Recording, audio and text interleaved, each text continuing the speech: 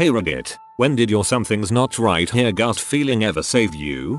I was building a fort in the woods near my house as a kid. Got this eerie feeling that something was wrong, so I packed my stuff and made my way home. Next day, on my way to school on the bus, my friend mentioned a cougar his family saw running across the road that was within a couple hundred feet of where I was. It just so happened to be at the same time I was out there.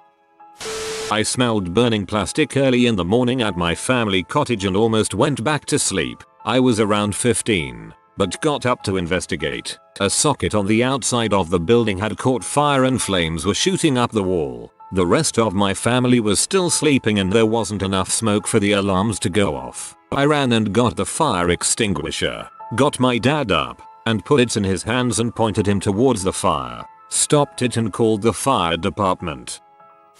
Not me but my mom's best friend. July 2000. My mom's best friend Michelle and her husband were out of town. Michelle has this overwhelming feeling of panic and that something was wrong and my mom needed her. Neither of them had cell phones. Michelle felt so uneasy that she made her husband drive them back home. My dad had committed suicide at our home that morning.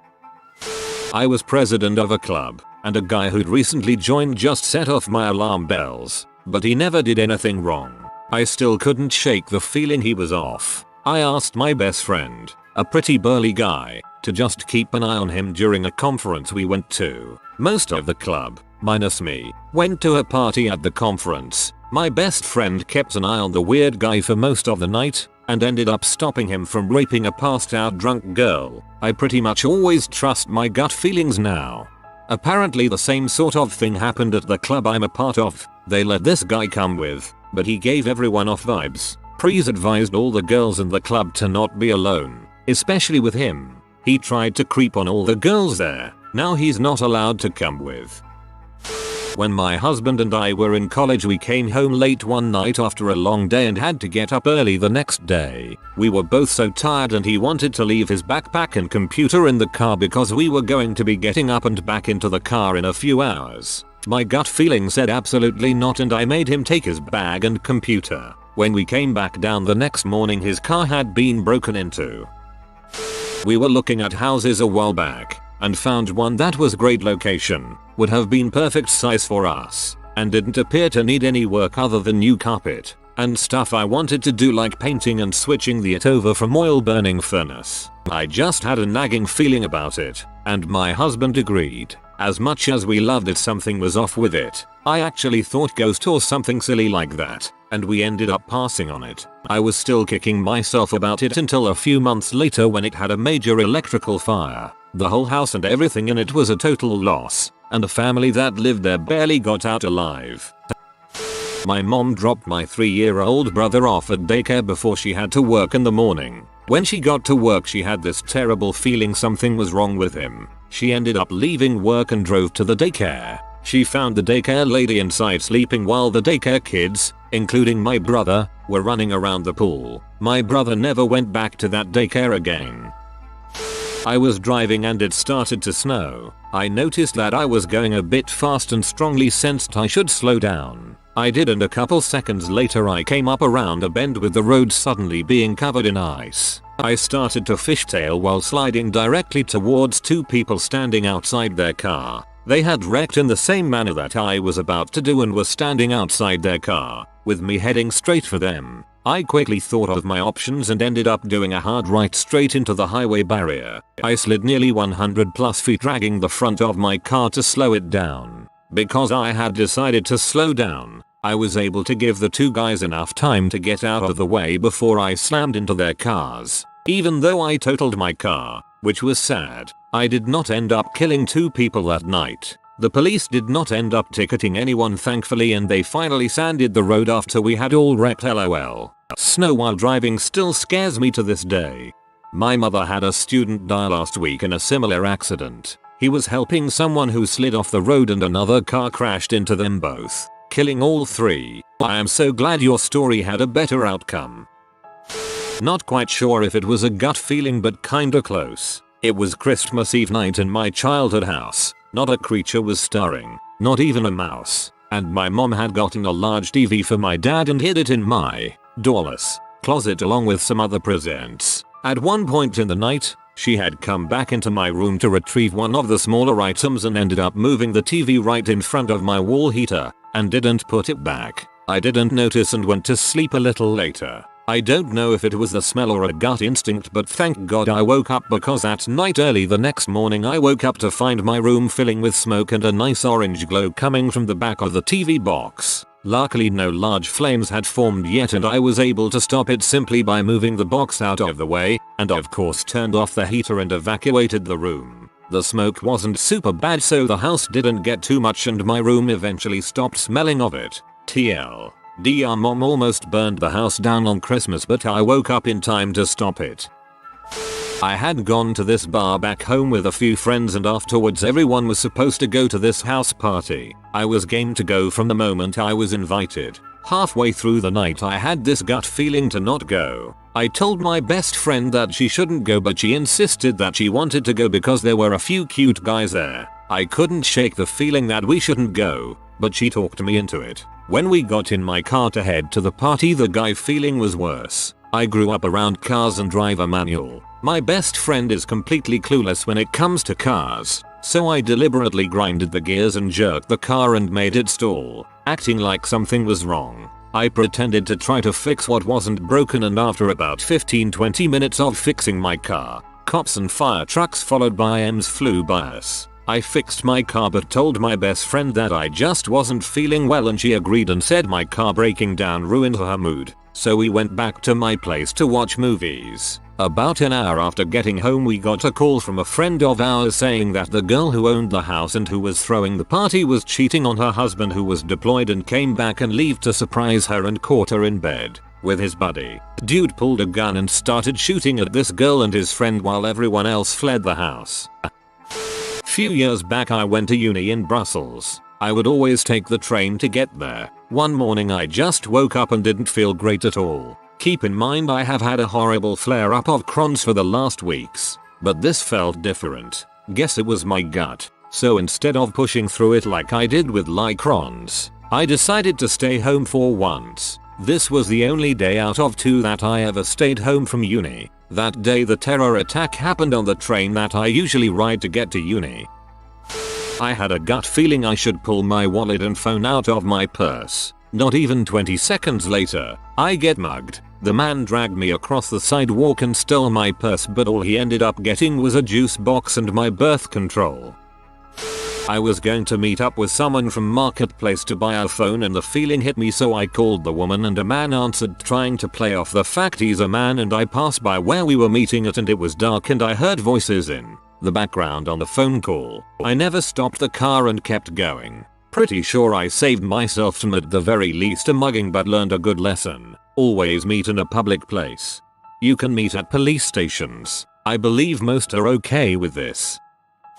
When I was young, around 8 or 9 probably, I lived 3 blocks from a convenience store. It was the early 90s. My best friend and I convinced our parents to let us walk to the store alone to get some snacks. Important to add that the 2 blocks closest to the store are connected but the 3rd block we lived on was its own unconnected neighborhood. So anyway, as we are walking back from the store, we are coming up to the 1st street and a truck drives by and stops on the side of the road and between the 1st and 2nd block on our side of the road. I stopped and told my friend that we should go down the 1st street and go through the neighborhood, come back out the 2nd street and then head to our 3rd street to avoid the truck. She thought I was being stupid but I refused to keep walking on the main street so she followed me down the 1st road. We are now in the 1st neighborhood and about halfway between the 1st and 2nd street when we see the truck slowly driving down the 2nd street into the neighborhood. The driver sees us and immediately slams on the gas and turns his truck towards us on the street. We ran and hid in some bushes further into the neighborhood for about 10 minutes. We heard the truck driving by back and forth for about the first 5 and then it was quiet so we started making our way out of the neighborhood towards the 2nd street again. Suddenly, here comes the truck again slowly, sees us and guns it towards us again. We jumped over a fence into a backyard and started pounding on the back door. By the way, this is a Tuesday, middle of the day during summer vacation. Most people are at work, but miraculously, a man and woman opened the door and let us in. The woman had just had a baby like a week before, so they were home on leave. They called the cops and my mom, and the man went outside. He said the truck drove by and the man saw him standing outside and sped out of the neighborhood. Cops and my mom showed up minutes later and we gave a description and never heard anything about it again. Our parents just drove us to the convenience store from then on. My mom still talks about it to this day and how shocked she was that I had such a strong intuition at that age. Walking my dog in a park and I saw a teen girl crying by herself behind a building. Decided to trust my gut and went up and asked her if she was okay, and she said yes, but I pushed her and she told me she was feeling suicidal. Won't dive into her reasons, but I just sat and chatted with her about my own struggles with suicidal intentions and gave her my number in case she needed a shoulder in the future. She's doing much better now it seems, and though I've moved away, we still text occasionally. It didn't save me, but saved a friend. A big group of friends and I were walking home from an event in a town we weren't used to. It was night, and hardly anyone was around. Empty streets and all that. We were walking down a sidewalk that had high fences next to it, so when you turned a corner, whatever was around it was out of sight. One of the girls fell behind, distracted by her phone, I think, and I noticed. So I started drifting behind as well to become a sort of midway point between her and the group. Soon, we were nearing where we were staying, and our group rounded a corner, then started making their way into the yard where our living quarters were. I saw a car drive past us, then turned a corner down the street the girl was still on. As soon as I saw it, I suddenly got this suspicious, awful feeling. So I stopped and went back to the corner to keep an eye on the friend. The car drove past her, stopped, did a complete U-turn, and slowly started creeping up behind alongside her. She was still on her phone and wasn't noticing a thing. I stepped out from behind the corner and started walking towards her. The car sped off quickly as soon as the driver saw me. It scares me that someone could have grabbed her and none of us would have seen a thing. It would have just been one of those cliche movie moments where you turn around and realize a member of the group is missing. To compound that potential tragedy, she'd just gotten engaged a few weeks prior. I think the fact that we had worked with some safe houses in the area that discussed human trafficking probably aided in me being on high alert, and the area we were in was known for that sort of thing. She's really lucky you were so aware of your surroundings and keeping an eye out for her as well. I went to go sell an expensive smartphone I got as a gift on Craigslist in Philadelphia. I talked with a guy for a while about it and he just would not agree to meet me inside anywhere. I was young and stupid and needed money, so eventually I succumbed. I hit a supermarket nearby and told him where I was, and stayed inside for a few minutes. I then realized how stupid I was for going alone to this sale and not meeting inside in a relatively public place. As I walked out, a group of unscrupulous looking fellows asked me if I was selling a smartphone on Craigslist. I decided to just stroll on past and get in my car and leave. After they realized I had ditched the meetup, I started getting all sorts of threatening text messages and voicemails from this group of guys. I am pretty positive I would have been mugged if I hadn't walked past them because of my gut. Be safe with Craigslist. There are good and bad things that happen with the site. The guy who sold me his motorcycle said that he always meets down the street from his house just in case, and he just ditched a deal because he looked out his window and the car he was meeting with was a bee of jacked dudes in a car. Definitely would have gotten mugged that day. Stay safe, my friend. My family was out visiting relatives in California when I was about 12 years old. My brother and I were at a beach attempting to bodyboard, with my dad keeping a close eye on us from the shore. At one point, every nerve in my body just screamed dive, so I ducked under the water. When I resurfaced, there was a surfboard floating away in front of me, some guy frantically swimming after it, and my dad waving us to come to shore. Apparently the second after I dove underwater, the surfboard went over my head. Probably would have cracked my skull open if I had been there. I was hanging out with friends at a bar, but then going to head to my friend's to stay the night. We drove separately though. It was in a city with a super high crime rate and in an even rougher part of town. We left the bar at like 3 AM and the drive wasn't far, but I was really low on gas and wasn't sure if I was going to make it. I'm not normally a person who's paranoid over city neighborhood crime rates, and I spent like half my time in this city and in the area we were in anyway, so it wasn't foreign to me by any means. Even so, just to be on the safe side, I picked a gas station that was well lit and at a relatively busy intersection. I was the only car at the gas station, and when I pulled up to the pump I luckily took a moment to text my friend that I'd catch up with him in a few minutes. As I'm doing that, though, another car pulls up right on the other side of the pump that I was at. I have no idea what made me pause, but I just waited a second to let them get out first. But I had to keep waiting, because they weren't getting out. At first, I thought that maybe they were taking a moment to get their wallet, text someone, just doing something. I couldn't see through the window tint at all, though, but I also tried to not stare at them or make it super obvious. I'm also not a very intimidating guy. I waited it out for 5 minutes and then started getting more worried. I texted my friend to tell him exactly where I was. I couldn't leave because I didn't have enough gas to get anywhere else, and I didn't want to just drive to my friend's place in the event that they followed me. Another 10 minutes later, the car pulled off. No one ever got out to get gas, including me. I just headed to my friend's and decided to risk getting there on what I had left in my tank. I'm not sure what made me that paranoid at that moment, but I'm really freaking glad I hesitated. TLDR was real close to getting my car jacked at a gas station in the middle of the night, but decided to trust my gut. There's always the chance the person in the other car was just like you and wanted you to get out first, so you didn't jack their car, but you did do the right thing. It's better to err on the side of caution.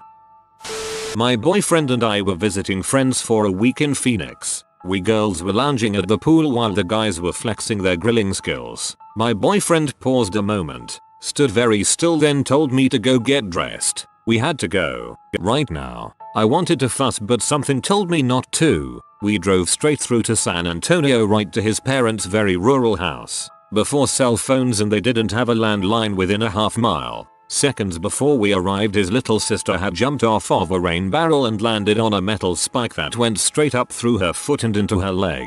His dad was at work, so there was no car available there. She was bleeding like crazy and his mother had just walked out and found her. I don't know what spoke to him in Phoenix, but it would have been all bad if we had not arrived exactly when we did. Circa 1983. My boyfriend and I had an apartment together. He worked, I didn't. Every day I packed a nice lunch for him and made a good dinner. One afternoon, nothing out of the ordinary, I was laying out at the complex pool and an older guy walked over to introduce himself. He wasn't hitting on me. He had just moved into town and was new to the complex. We chatted for 3 or 4 minutes when my boyfriend showed up at the pool. Odd, but okay.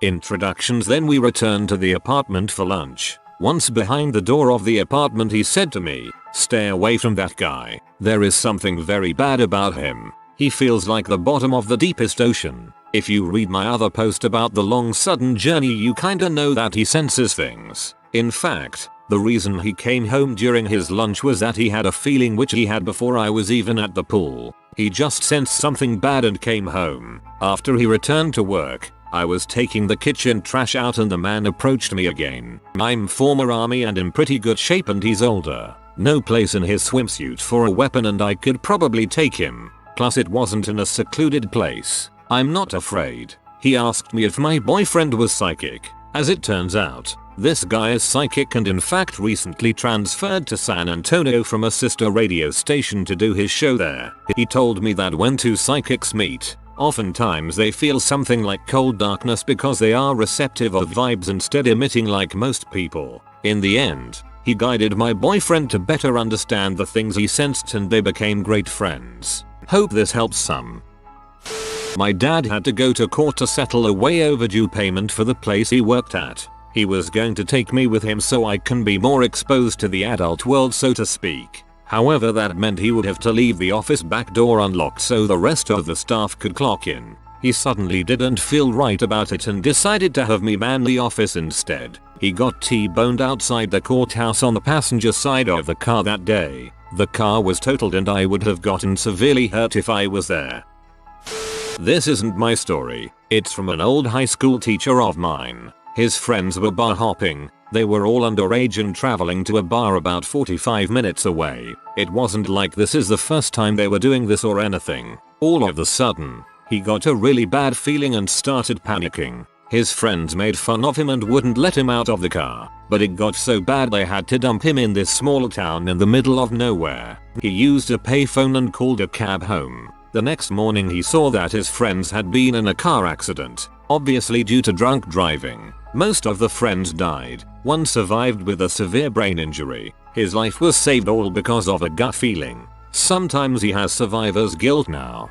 IDK if I'd call not riding with a drunk driver a guy feeling as much as maybe a moment of clarity. That really sucks he couldn't get them to stop to save themselves. One time when my little sister and I wandered off in Superstore, a strange man was standing behind us in the toy aisle and I was getting super weird vibes about him. Keep in mind I was only around 9-10 and he also looked super shady. He had a big hoodie, dark sunglasses, you name it. Just screaming serial killer. So obviously my first thought was to just move away from him because we could just look at different toys anyways. Nope, apparently not. He just kept following us but maintaining a small distance at the same time, and eventually I whispered to my sister that a man was following and we started walking in circles around different aisles to lose him until we found our dad. I remember how he looked at us one last time before walking away. I was scared of strangers for a while after that, even though I was really outgoing as a kid. I was afraid he'd followed us home for some reason. And looking back on it now, he could have been trying to snatch us or something, but maybe he just wanted to help, but I'm pretty sure there was something wrong with him. Could have been loss prevention. The ones here wear hoodies and dark glasses half the time, but they give off a weird vibe since they're actually watching like hawks. Could be he was keeping an eye on a couple parentless kids until an associate could be flagged down or the parents found them. One option that's a little less creepy.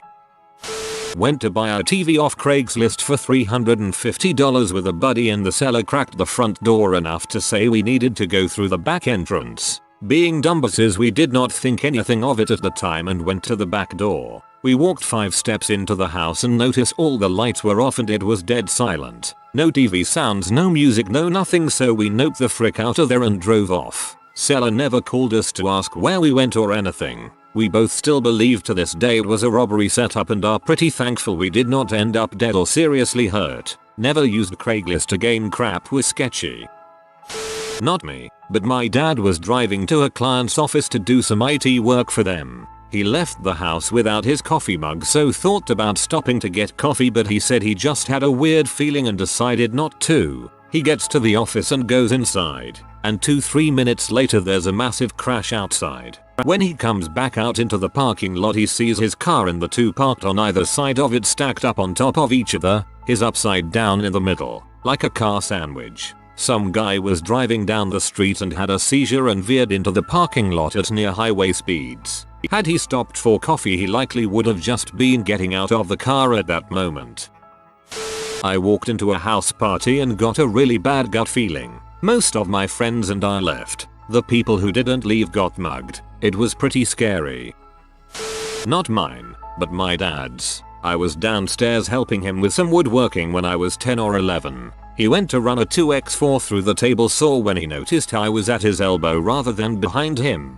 He stopped and told me to never stand behind a board when it's going through the saw in case it gets thrown. I thought he was being overly cautious and I didn't have as good of a view from behind him, but whatever. I got behind him. He flipped on the saw and ran the board through. He only got 1/3 of the way through, though, when the blade hit a knot and flung the 2x4 hard enough to crash against the wall 10 feet behind. If I hadn't moved, it would have hit me square in the chest and could have killed me. My mother's moment technically. She called me late one night apropos of nothing after we hadn't spoken in about a month. We chatted for a few minutes before I told her I'd just taken a fuckload of pills with the intent to kill myself just before she called. She phoned an ambulance and, you know, I'm still here. I'm glad she called and I hope life is better for you now. Not mine, but my aunt's. She was with my mom and some of their friends at Lake Sammamish the day Ted Bundy took Janice Ott and Denise Naslund. She was hammered, and Ted approached her after, I'm guessing, overhearing them say someone needed to do a beer run. He approached her saying he and some friends had a keg and she should come. She threw her arm around his shoulder and they walked off. My mom and their friends called after her, and she initially didn't listen. She was a stunning blonde and a flirt. It was just beer. She'd be fine. One of the other girls they were with walked up and said one of the guys went and they were going to swim until he came back. My aunt said the girl looked terrified, and suddenly my aunt felt like she was going to puke. He dropped her arm and skittered off more or less. Later the girl told my aunt she had a bad feeling about the guy, and my aunt mentioned how she also felt nauseous but thought it was because she was so drunk. Had she not been stopped, my aunt would have been Denise Nasland. Ted had already taken Janice at the time he approached my aunt. She won't talk about this day. I think she feels survivor's guilt. When people talk about how no one knew Ted Bundy was a creep, it's such a weird thing to say because of course women noticed he was creepy. Many women were just too polite to turn him down when he tried to lure them, and he preyed on their politeness. I'm glad your aunt's gut feelings kicked in and she followed them. I was on a road trip with my dad through mountainous terrain and it started raining. We were stuck in our car because of a traffic jam on a very narrow mountain road. I got a feeling that we should not be here and I told my dad that we should get out of the car just in case. My dad gave me a puzzled look but agreed after I insisted. It probably was only a minute that passed after we took shelter in a nearby tea stall that a thunderous sound startled the bejesus out of us. Lo and behold, our car was nowhere to be found. In its place was a boulder the size of a house. From that moment onwards, Final Destination has been my least favorite movie. Guy was trying to hit on me at a bar and while I was a bit drunk I was still able to think straight. I talked to him because he was kinda cute. After a while he tries to convince me to go home with him but my gut told me not to. Later on the news it said some guy was kidnapping and raping girls before killing them. Description matched the guy exactly. Never before have I felt so relieved in my life.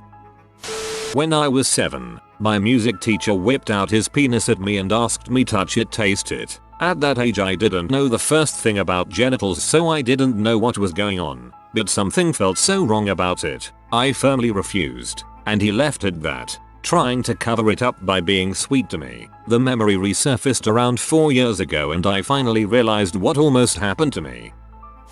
If you are new to the channel, you can subscribe. I publish new videos every day. Until then, check another video.